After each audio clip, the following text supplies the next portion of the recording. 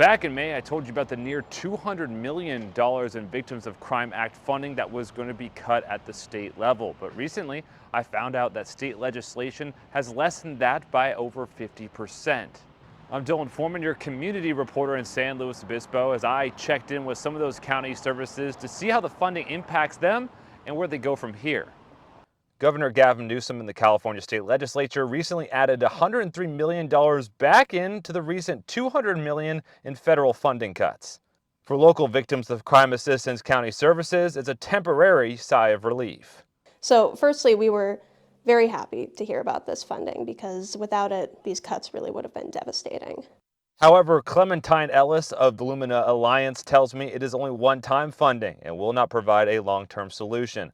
According to Ellis, the cuts will impact mostly competitive grants, including one that the SLO Legal Assistance Fund relies on for 40% of its budget. That means about 75 survivors of intimate partner violence, sexual assault, and stalking won't be served, according to SLO LAF Executive Director Donna Jones.